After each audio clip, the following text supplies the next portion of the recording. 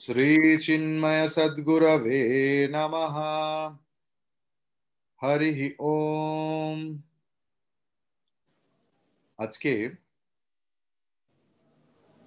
আরেকটা সুন্দর শ্লোক আমরা আলোচনা করব। খুবই সুন্দর সেই শ্লোক। আসুন আমরা সবাই মিলে বলি। रथ्याचर्पट विरचित कंठः रथ्याचर्पट विरचित कंठः पुण्या पुण्य विवर्जित पंथः पुण्या पुण्य विवर्जित पंथः योगी योग नियोजित चित्तः योगी योग नियोजित चित्तः रमते बालोन्मत्तवदेव रमते बालोन्मत्तवदेव। সবাই একসঙ্গে বলি। रथ्याचर्पट विरचित कंठः पुण्या पुण्य विवर्जित पंथः योगी योग नियोजित चित्तः रमते वालोन्मत्तवदेव। भज गोविंदम भज गोविंदम गोविंदम भज मूढ़मते भज गोविंदम भज गोविंदम गोविंदम भज मूढ़मते। तो रथ्याचर्पट विरचित कंठः। रथ्याचर्पट माने যে সমস্ত কাপড়গুলো পরিত্যক্ত হয়ে গেছে, জীর্ণ হয়ে গেছে, রাস্তায় পড়ে থাকে। কণ্ঠা মানে বাংলায় যাকে আমরা বলি কাঁথা, শীতের কাঁথা বলি না। তো রথ্যা মানে হচ্ছে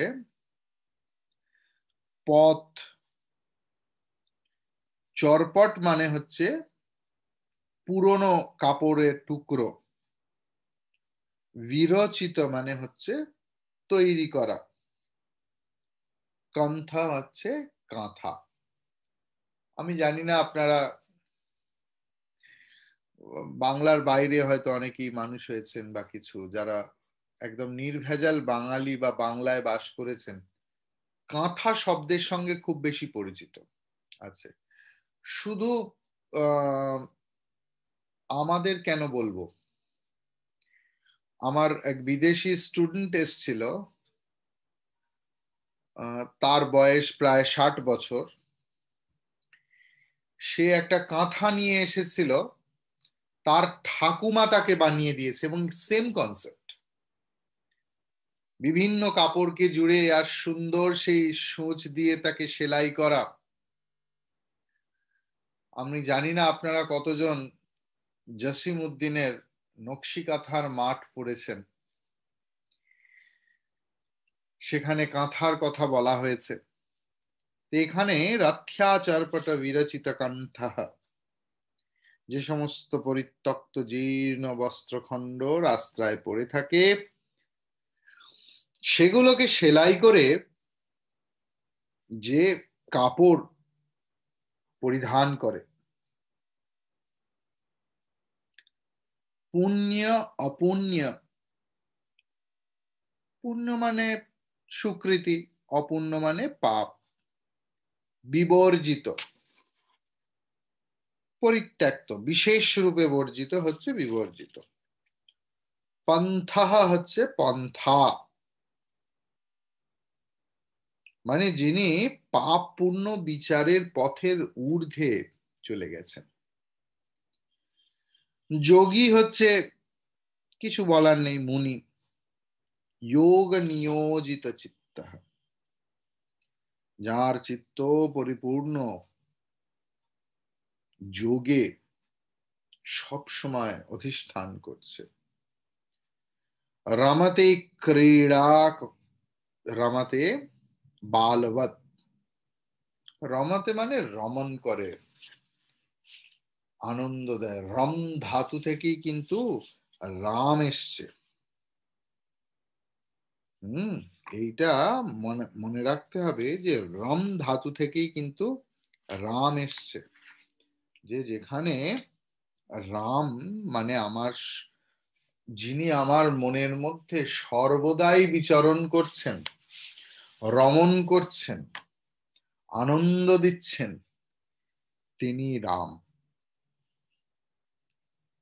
আমার ক্লাসে কেউ কেউ আছে যারা রাম বিরোধী। সে রাম বিরোধিতাই করুন আর যাই করুন, বিষয় হচ্ছে যে রম ধাতু থেকে রাম এসছে, এবং রাম ধাতু মানে যে আমার মধ্যে রমণ করছে, তিনি রাম। তো বিরোধ করলেও রাম আমার মধ্যে রমণ করেন। যে যোগী জীর্ণ পরিত্যক্ত কাপড় চোপড় কে এক করে নিয়ে কোন রকমে একটা জামা কাপড় পরে, যেরকম বাউলরা, বাউল সম্প্রদায় পরে, যিনি গতানুগতিক জীবনে চলতে ভালোবাসেন না, আর যার চিত্ত সতত যোগেই সমাসীন। যোগ এসেছে ইউজ ধাতু থেকে। ইউজ মানে সংযোগ। যখন যার মন সম্পূর্ণভাবে ভগবানে বিলীন হয়ে আছে, ভগবানে যুক্ত হয়ে আছে, তিনি যোগী। যোগ বলে আলাদা কিছু নেই। হ্যাঁ, কিছু পন্থা থাকতে পারে যাতে আমার মন সারাক্ষণ তার সঙ্গে যুক্ত হয়ে থাকে, কিন্তু যার মন যেভাবেই হোক সেই পরমাত্মার সঙ্গে যুক্ত হয়ে আছে সব সময়, তিনি যোগী। তো এখানে বিষয় হচ্ছে যে জীর্ণ তক্ত বস্ত্র খন্ড বিরচিত গাত্রবাস যার, যথেচ্ছ চলেন যিনি, নেই পাপ পুণ্যের বিচার, আত্মানন্দে নিরন্তর যে যোগীর চিত্ত নিয়োজিত, উন্মাদের তুল্য তাঁর আচরণ কিংবা বালোচিত। আমরা যদি বিবেক চূড়ামণি নামক কোন গ্রন্থ নাম শুনে থাকি, তাহলে দেখব যে সেখানে ভগবান শঙ্করাচার্য ঠিক একই কথা লিখছেন, যে যিনি জীবন মুক্ত, যিনি জ্ঞানী, তিনি কিরকম হবেন?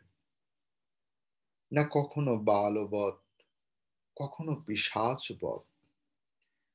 তার যেমন ইচ্ছা, জগতের কোনো নিয়ম তাকে বাঁধতে পারে না, কেউ তাকে চিনতে পারে না। যোগীকে চেনা সম্ভব নয়, জ্ঞানীকে চেনাও সম্ভব নয়।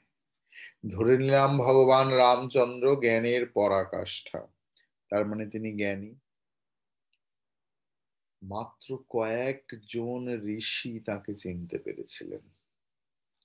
শ্রীরামকৃষ্ণের আজকে এত বড় বড় মন্দির, এত বড় কিছু, এত সংগঠন, ঘরে ঘরে শ্রীরামকৃষ্ণের পূজা। যদি পারেন কেউ পড়ে দেখুন, লীলা প্রসঙ্গ বলে একটা বই আছে শ্রীরামকৃষ্ণের জীবনী, অথবা দ্য ডিভাইন প্লে বাই স্বামী শারদানন্দ। কি কষ্টের মধ্যে মানুষটার দিন গেছে, শেষ বয়সে 50 টাকা ভাড়ায় একটা বাড়িতে থাকতে হয়েছিল কাশীপুর উদ্যানবাটিতে। কিনা অবতার ও বরিষ্ঠায়, স্বামী বিবেকানন্দ লিখছেন না, স্থাপকায় চ ধর্মস্য সর্বধর্মস্বরূপিণে। তুমি সমস্ত ধর্মকে স্থাপন করেছো, সব ধর্মের স্বরূপ তিনি। অবতার বরিষ্ঠায় রামকৃষ্ণায় তে নমঃ। তিনি অবতারের বরিষ্ঠ স্বামী বিবেকানন্দের ভাষায়। সেই অবতার স্বয়ং বিষ্ণু, যিনি জগৎ সৃষ্টিকর্তা পালনকর্তা। তার কিভাবে দিন যাচ্ছে না, 50 টাকা বাড়ি ভাড়া, তাও গৃহস্থ ভক্তদের মধ্যে বিচার চলছে কে দেবে। এবং ঠাকুরের শরীর চলে যাওয়ার কিছুদিনের মধ্যেই সেই মাসটা শুধু ভাড়া পাওয়া গিয়েছিল, তার পরের মাস থেকে আর সেই টাকাটাও জোগাড় করা যায়নি। সমস্ত গৃহস্থ ভক্তরা এই স্বামী বিবেকানন্দ নামক যে সমস্ত যুবকেরা বেরিয়েছিলেন তাদের বলেছিলেন, বাবা তোমরা বাড়ি ফিরে যাও, বিয়ে থা করো, সেখানে গিয়ে ঘর সংসার করো। ঠাকুর তো বলেছেন ঘরে থেকে সংসার ভগবান লাভ হয় না। তারাই উপদেশ দিতে শুরু করে দিয়েছে। অবতার বরিষ্ঠায়। আজ আমরা এত মন্দির মসজিদ, এত সাধুদের এত এত ভেট নিয়ে যাচ্ছি, প্রণামী উপহার, খাবার খেয়ে খাইয়ে খাইয়ে সাধুগুলোর মানে সুগার, ডায়াবেটিস, কিডনি সব ফেল। দেখে আসুন সেবা প্রতিষ্ঠানে, একটা পুরো ব্লকে শুধু সাধু ভর্তি আছে, ভক্তদের প্রেমের নিদর্শন স্বরূপ। এত খেয়েছে আর এত খাইয়েছে, কিন্তু ভগবান শ্রীরামকৃষ্ণকে কেউ চিনতে পারেনি। একদিন কাঙালি ভোজন চলছে,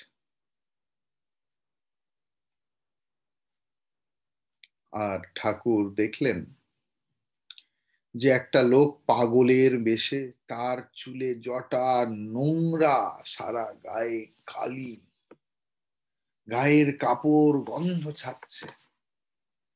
সে আস্তাকুর থেকে এঁটো পাতা চেটে খাচ্ছে।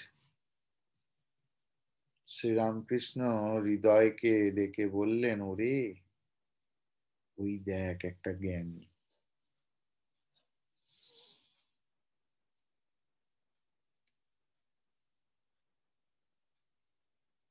আমি তাই তো পাগল হলাম না,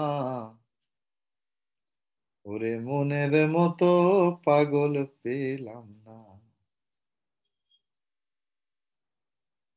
সে জ্ঞানী তো নিজের ইচ্ছে পাগল সেজে আছে, যাতে লোকে তাকে চিনতে না পারে।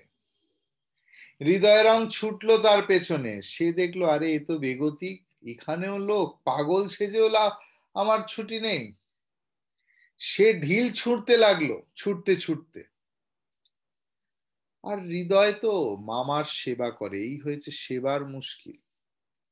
মহাপুরুষের সঙ্গে থাকতে থাকতে তাকে যে মহাপুরুষ সেই বোধটুকু চলে যায়, মানুষ বোধ হয়। 21 বছর সেবা করেছিল হৃদয়রাম শ্রীরামকৃষ্ণের। শেষে অধঃপতে গিয়েছিল। কেন না, দেব বুদ্ধি চলে গিয়েছিল। ভাবতে শুরু করেছিল আরে এ তো একটা পাগল বামুন বোধহয়, একটা এমনি এমনি করে থাকে আর সবাই তাকে মানে, আমিও করছি। ঠাকুরকে নকল করতে শুরু করলো। শেষ।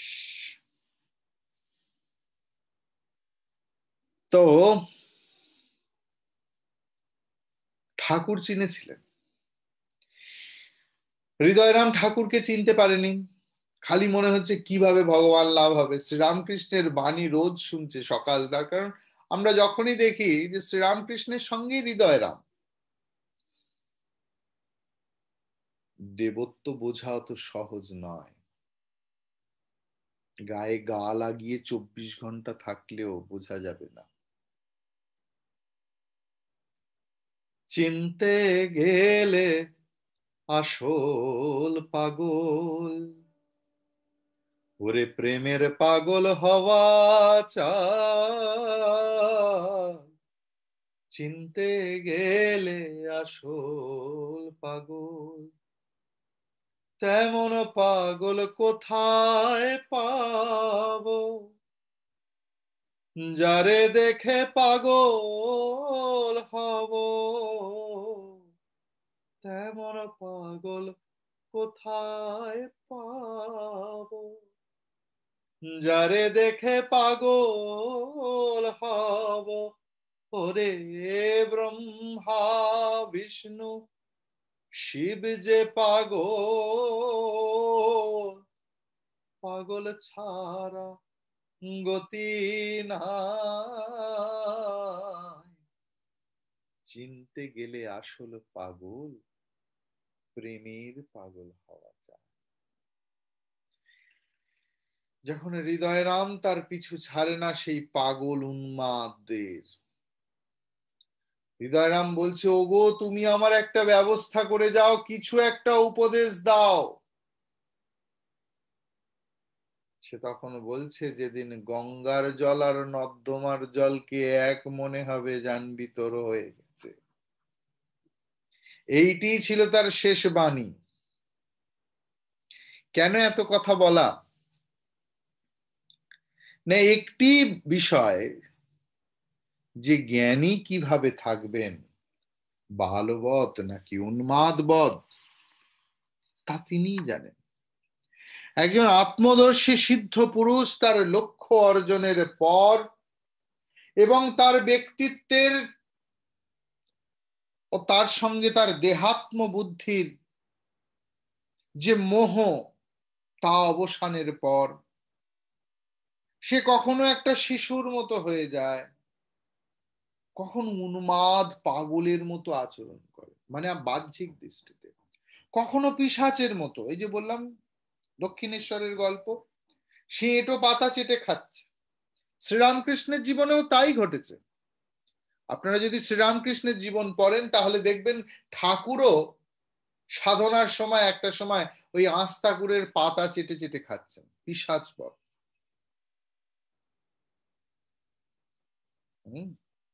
আমাদের শাস্ত্রে এইভাবে বর্ণিত আছে। তাহলে এই যে উদাহরণগুলো বহির্জগতের পরিপ্রেক্ষিতে এক একটা বিশেষ দৃষ্টিকোণ থেকে তার এই মনোভাবকে প্রকাশ করে, কিন্তু সবটাই বহির্জগতের পরিপ্রেক্ষিতে। তার কারণ তিনি তো প্রকৃতপক্ষে শিশুও নন, উন্মাদও নন, ভূতও নন, পিশাচও নন, পাগলও নয়, কিচ্ছু নন, তবু যেন তাদের মতো। অর্থাৎ তাদের কতগুলো গুণ বা লক্ষণ তার মধ্যে দৃষ্ট হয়, দেখা যায়। সেই জন্যই বলা হয়েছে তিনি হয় শিশু বা উন্মাদ বা পিশাচ। শিশুদের মধ্যে ভালোবাসা ও ঘৃণা দুটোই দেখা যায়। তাদের নির্দোষ মনে যখনই যেসব ভাব ও আবেগের উদয় হয় তখনই তারা তা প্রকাশ করে। হ্যাঁ, কখনো তারা এ করে না যে আরে এ তো অমুক লোক, একে কি করে এই কথা বলবো। তখনকার দিনের ঘোরতর রানী রাসমণি, তার দাক্ষিণ্যে বলা যেতে পারে আপাতভাবে শ্রীরামকৃষ্ণ এবং তার পরিবারের পরিপোষণ চলছে, মায়ের মন্দিরে ভজনা চলছে, গান চলছে। রানী, তৎকালীন রানী, যাকে ইংরেজ সরকার পর্যন্ত ভয় পায়, বসে আছেন। শ্রীরামকৃষ্ণ তখনকার দিনে পেটি চাকর, চাকরেরও অনেক নিচে। তার কারণ মন্দিরের ম্যানেজার অনেক বড় কিছু আর কি, মানে অ্যাডমিনিস্ট্রেটিভ পোস্টের দাম আছে বেশি না। secretary, president, they are much more valuable in respect of organization, not in respect of spiritual life. যাই হোক, তো কথা হচ্ছে পেটি চাকর ঠাকুরের নাম করছেন, হঠাৎ রানী রাসমণির দিকে চোখ পড়তেই দেখলো যে আরে এ কি করছে, গ্রাম্য মানুষ বোঝে না, ভ্যালুও বোঝে না রানীর, চপেটাঘাত, রিড়ি পড়ে গেল যে লেঠেল দিয়ে মেরে দাও একে। তখনকার দিনে সব বিচার হতো না, রানী রাজা যা করেছে সেটাই বিচার, অর্থাৎ সারল্যের প্রকাশ, সরল মানুষ, সরলতা, শিশুবধ। এবং এই সারল্য আবার কখনো কখনো তারা তাদের তাৎক্ষণিক মানসিক মেজাজ নিয়ে খুব গভীরভাবে মাতামাতি করে। একজন সম্পূর্ণতা প্রাপ্ত মানুষও তেমনি শুদ্ধ বর্তমানেই পরিপূর্ণভাবে বাস করে। তিনি অতীতের কোনো অনুশোচনা বহন করেন না, অথবা এরকম চলে গেছে বা আসবে সেরকম ভবিষ্যতের জন্য দুশ্চিন্তাও পোষণ করেন। ঠিক শিশুদের মতো সিদ্ধ পুরুষেরা যেখানে যেমন সেখানে তেমন সেইভাবে বাস করে। হয়তো একটা সোনার চাদর দিয়েছেন, সে কাউকে দেবে না, সোনার চাদর দে দে, কাউকে দেবে না। একটা 2 পয়সার চুষি কাঠি দেখান, দাও, তুই চাদরটা দে, ওর কাছে চুষি কাঠি অনেক বেশি ইম্পর্টেন্ট।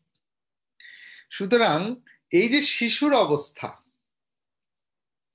আমাদের মধ্যে যদি একজন মানসিক রোগী থাকে তাহলে তার মন নিজের চিন্তাতেই ডুবে থাকে, তার আপন জগতে। ঠিক তেমনি একজন আত্মারাম পুরুষ আমাদের মধ্যে যখন বাস করেন, তার আন্তরিক ভাবনার অভিজ্ঞতাগুলো এত গভীর ও অদ্ভুত, আমরা তার পরিমাপ ও ধারণা করতে পারি না। তিনি আমাদের মধ্যেই বাস করেন, পরিমাপ করার দরকার নেই। যদি ঠিকভাবে আধ্যাত্মিক ভাবে প্রস্তুত হতে পারেন, অল্প বিস্তর সাধন চতুষ্টয় যদি নিজেদের মধ্যে থাকে, শরীর মনে যদি এতটুকু পবিত্রতা আসে, আমরা সেই সিদ্ধ পুরুষের কাছাকাছি এলে বুঝতে পারি নিজেদের মনের মধ্যে একটা সাংঘাতিক পরিবর্তন এসে গেল, আলোড়ন এসে গেল। জীবনে যদি অনেক সৌভাগ্য করেন, যদি কখনো কোনো ঠিক সাধু মহাত্মা জ্ঞানী যোগীর পাশে যান, দেখবেন নিজের মনের অবস্থা সমুদ্রের উত্তাল তরঙ্গ যেন নিমিষের মধ্যে স্তব্ধ হয়ে যায়, নিমেষের মধ্যে। এই হলো সাধু। এই কোনো ম্যাজিক নয়, এ কোনো মন্ত্রের বল নয়, এটাই আশ্চর্য। ভগবদ গীতা, কঠোপনিষদ একই আশ্চর্য বলে ব্যাখ্যা করেছেন।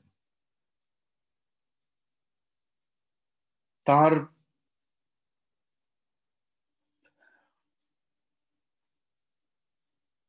পায়ের ধুলোর এতটুকু যদি নিজের মাথায় নিতে পারি, তাহলে বোধহয় সমস্ত রাগ, দেশ, দম্ভ, অহংকার সব কিছু চলে যায়। আমি এমন মানুষ দেখেছি এমন মানুষের সান্নিধ্য লাভ করেছি। তিনি সম্পূর্ণ সাম্য অবস্থায় পরিপূর্ণ শান্তিতে পরমানন্দ উপভোগ করেন। তিনি তার অন্তর্জীবনে, ব্যক্তিগত জীবনে সেই পথেই বিচরণ করেন, যা দোষ গুণ ভালো মন্দ সুখ দুঃখ সবকিছুর অতীত। জগতে এইসব দ্বন্দ্ব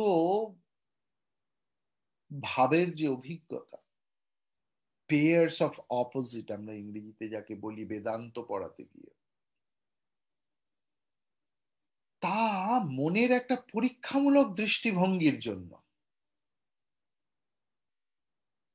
একজন সম্পূর্ণতা প্রাপ্ত, আমরা যাকে জ্ঞানী বলছি, সেই মানুষ কখনো দোষ গুণের দ্বারা প্রভাবিত হন না।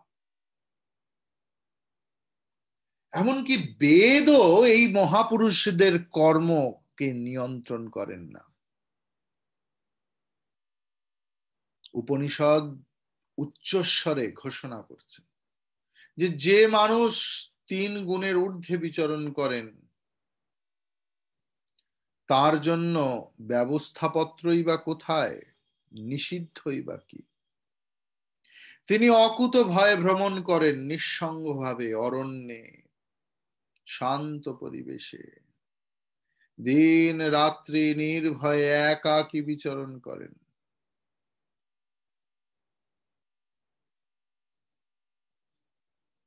ভূত কাউকে ভয় করে না, অন্য সকলে ভূতকেই ভয় করে, তাই পিশাচ বধ বলেছে। তার কারণ কখনো কখনো শ্রদ্ধাবশতই আমরা তাকে ভয়ও করি, পিশাচ বধ না হলেও। যেমন আমি শুনেছি আমাদের গুরুদেব প্রেমের সাগর ছিলেন, কিন্তু তার বাইরে এমন একটা কঠিন আবরণ ছিল যে কেউ একটা কথা বলতে পর্যন্ত কুণ্ঠাবোধ করতেন। এইরকম একটা সম্পূর্ণতা প্রাপ্ত মানুষ, যার মন তার স্বাভাবিক কামনা যৌন বাসনা থেকে সম্পূর্ণরূপে প্রত্যাহৃত হয়েছে, সেই মন যখন লক্ষ্যবিন্দুতে সম্পূর্ণরূপে যোগযুক্ত অবস্থায় উন্নীত হয়েছে, তখনই তিনি ঈশ্বরের উপলব্ধিতে সমক্ষ হন। এই রকম মানুষ তার মন বুদ্ধি দিব্য ভাবে উন্নয়নের পর যখন এই পৃথিবীতে বিচরণ করেন, তখন তিনি তার দেহের কৃতদাস নন, তিনি তার ইন্দ্রিয়ের কৃতদাস নন, তিনি তার মনের কৃতদাস নন, তিনি তার বুদ্ধির কৃতদাস নন, তিনি তার অহংকারের কৃতদাস নন। সেই জন্যই তার দেহ নিজের জন্য কিছু দাবি করতে সাহস করে না।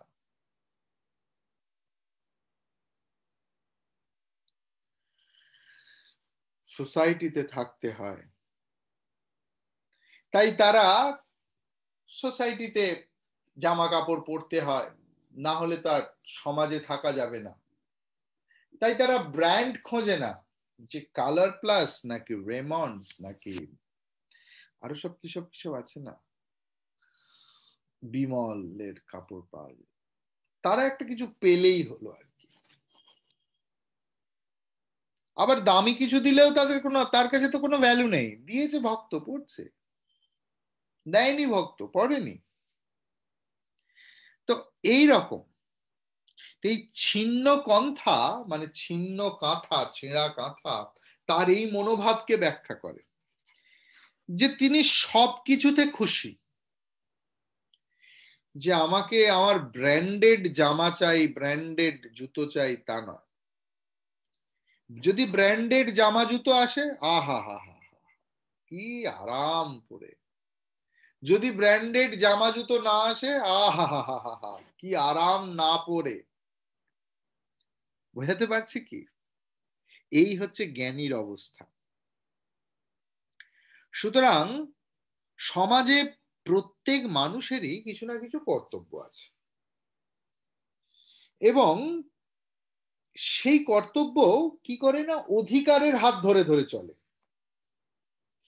এখন আমি যদি রাষ্ট্রের একজন নাগরিক হিসেবে সেই রাষ্ট্রের সংবিধান অনুসারে কিছু সুযোগ সুবিধা ভোগ করতে চাই, তাহলে আমি যে সমাজে বাস করি তার প্রতি আমার কতগুলো সুনির্দিষ্ট দায় দায়িত্ব পালন করতে হবে।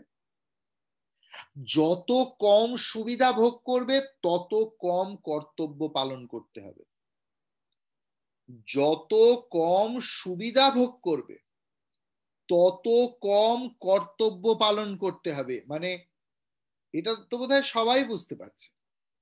এখন কথা হচ্ছে যে একজন মৃত ব্যক্তি, যে লোকটা মারা গেছে, তার কি কোনো কর্তব্য থাকে? আর জীবিতদের মতো সুযোগ সুবিধাও ভোগ করে না একজন মৃত ব্যক্তি। এখন কোনো ব্যক্তির যদি অহংকার বোধের মৃত্যু হয় তাহলে কি হবে? এক ভদ্রলোক কাশিতে বসে আছেন, সাধু, সে সারাক্ষণ বসে থাকে। লোকে জিজ্ঞেস করছে, হ্যাঁ গো তুমি যে সাধু, তুমি সকালবেলা আহ্নিক করো না, জপ করো না, সন্ধেবেলা করো না, রাত্রিবেলা করো না, সারাক্ষণ কি এমনি হাঁটু দোলাও, হাসো, খাও দাও, আনন্দ, এইরকম করে কি হবে তোমার সাধনা? সে বলে, দেখো আমি করতাম তো, কিন্তু আমার যে অসৌচ চলছে গো। সাধুর আবার অসৌচ কি? কি অসৌচ? না, আমার দুটোই অসৌচ হয়েছে। এক হচ্ছে মৃতা শৌচ, যাকে কালা অশৌচ বলে, আর একটা হচ্ছে শুভ অশৌচ, কেউ জন্মালে যখন হয়। না, আমার অজ্ঞানের মৃত্যু হয়েছে, তাই মৃতা শৌচ বা কালা অশৌচ। আর আত্মজ্ঞানের জন্ম হয়েছে, তাইতে সব কিছুর ঊর্ধ্বে, জ্ঞানী সব কিছুর ঊর্ধ্বে, সমস্ত কিছুর ঊর্ধ্বে তিনি। এখন কথা হচ্ছে, ভারতের একজন খাঁটি সাধু আমাদের শাস্ত্র অনুসারে সমাজ সেবার কাজে দিন রাত নিরলস ভাবে নিজেকে নিযুক্ত রাখে। ঠিক যেমন একটা স্বার্থপর মানুষ পরম নিষ্ঠা এবং অধ্যাবসায়ের সঙ্গে নিজের ব্যক্তিগত লাভের জন্য অক্লান্ত পরিশ্রম করছে, নিজের স্বামী, নিজের পুত্র, নিজের দাদা, নিজের জারতুতো ভাই, নিজের মাসির ছেলে, নিজের বাড়ি, সে ওই নিজের গণ্ডিটুকু, নিজের শ্বশুর বাড়ি, মহারাজ জানেন না, শ্বশুর বাড়ি থেকে আমায় বার করে দেবে। বয়স কত? 50 বছর। থাকে কোথায়? শ্বশুর বাড়ি থেকে অনেক দূরে। সারা জীবন শ্বশুর বাড়িতে থাকেনি, বা থেকেছে অনেক কয়েক বছর। ছেলের বয়স অনেক। আমার শ্বশুর বাড়ি, আমার দিদির বাড়ি, মানে আর কিছু সে না, নিজের জিনিস ছাড়া আর কিছু চেনে না, অত্যন্ত যত্ন করে। এখন কথা হচ্ছে যে এবার এরাও আবার মুক্তি চাইছে। মহারাজ সংসার থেকে কি করে মুক্তি পাবো? এসব নাটক যদি আশ্রমে একদিন থাকুন পুরো সকাল থেকে, তাহলে বুঝতে পারবেন যে ঘটনাটা কি ঘটে, কত রকমের ফোন আসে, কত রকমের মানুষ আসে। তো একজন সাধু জগৎ থেকে কেবল নিম্নতম সামান্যতম প্রয়োজনীয় সামগ্রী গ্রহণ করেন। এটার ইঙ্গিত কোথা থেকে পাওয়া যায় না? ভারতবর্ষের যত ঋষিকুল আছে তাদের চিরাচরিত পোশাক পরিচ্ছদেই তা পাওয়া যায়। সাধারণত তারা অরণ্যে বাস করতেন, ফল মূল তরুলতা এইসব খেত। হ্যাঁ, এবারে তারা যেখানে ধ্যান করতেন, তারা কাছাকাছি কাউকে পছন্দ করতেন না, নিজেদের ব্যবহারের জন্য কমণ্ডলু রাখতেন। জীবন থেকে খুব সামান্যতম গ্রহণ ও জীবনকে সর্বাধিক দান করার মনোভাবই এদেশের মহাত্মাদের প্রতি আমাদের শ্রদ্ধা ভক্তি বাড়ায়, তাই তো? যে যে সাধু খুব, একজন সাধুর কাছে আইপ্যাড আছে, আইফোন আছে, সব আই আই আই যুক্ত, তাতে আমার সাধুর প্রতি খুব একটা শ্রদ্ধা জাগে না। বরং আমার ছেলে জানো, সে এই গাড়ি চড়ে, এই ব্র্যান্ডের, তাতে গর্ব হয়। তার কারণ সে সংসারী, সে অর্থ উপার্জন করছে। একজন সাধুর গর্ব তার ত্যাগে। তাই তো। তো এখন কথা হয়েছে, ভগবান শঙ্করাচার্য এই সমস্ত কিছুর ইঙ্গিত দিয়েছেন। এখানে উনি বর্ণনা করেছেন যে পৃথিবীতে কেবল শতছিদ্র ছিন্ন কাঁথায় তারা দেহ আবৃত করেন, আবার এমনিও থাকতে পারে। সুতরাং এইগুলো ব্যাখ্যা করে ভগবান বোঝাতে চেয়েছেন একজন মহাত্মা কি রকম। এখন বিষয় হচ্ছে যে আমরা যদি মনে করি যে মহাত্মা স্বামী চিন্ময়ানন্দজি, মহাত্মা স্বামী তেজমায়ানন্দজি, মহাত্মা স্বামী বিবেকানন্দজি, আমি নই, আমি সংসারী। মহারাজ কি করে বলেন? আমরা সাধারণ মানুষ, আমরা গৃহস্থ। ও, তাহলে এ পথ তোমাদের নয়, আপনাদের নয়। মহাত্মা হুড, মহাত্মা তত্ত্ব, কারোর ব্যক্তিগত সত্তা নয়। আমরা সবাইকে সেই পথেই যেতে হবে। অন্তত আমি সেই জন্যই সেই আশায় ক্লাস করি, সেই আশায় আমার আচার্য ক্লাস নিয়েছেন আমার। আমরা সবাই একসঙ্গে এগোবো। আমি সারা জীবন একটা ওপরে বসে থাকবো আর আপনি এসে ধুপ ধুপ করে মাথা ঠেকাবেন, তার জন্য আমি ক্লাস নিই না। আমি চাই সবাই আমরা একসঙ্গে উপলব্ধি করব মহাত্মা হওয়ার অধিকার সকলের আছে, মহান আত্মা। আমরা সবাই একসঙ্গে তাকে জানবো। তাই এগুলো হচ্ছে আমাদের ইন্ডিকেটর। যখনই দৈনন্দিন জীবনে আমাদের মনের মধ্যে দোলচাল শুরু হবে, এই শ্লোকগুলো কি আমাকে টোকা দিচ্ছে যে আমি কি সাধন পথের সঙ্গে যুক্ত হয়ে আছি নাকি সরে যাচ্ছি। তাই কাউকে 400 বার লিখতে হবে না, মহারাজ এটা কি করবো, মহারাজ ভাত খাবো, মহারাজ কালকে একাদশী, কালকে আছে একটু সাবুর খিচুড়ি যদি খেয়ে খাই মহারাজ, সব ফালতু কোয়েশ্চেনও আসবে না। মানুষ তখন স্তব্ধ হয়ে যাবে। এই ক্লাসগুলো বারবার শুনবে এবং ইন্ডিকেশন আসবে মনের মধ্যে, আমার পথ ঠিক হচ্ছে কিনা, আমি ঠিক পথে এগোচ্ছি কিনা। আর তা সম্ভব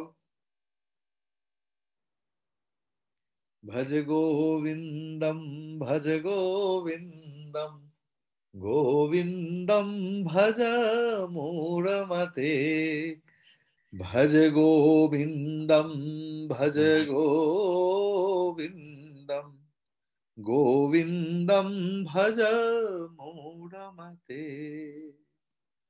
হরি ওম।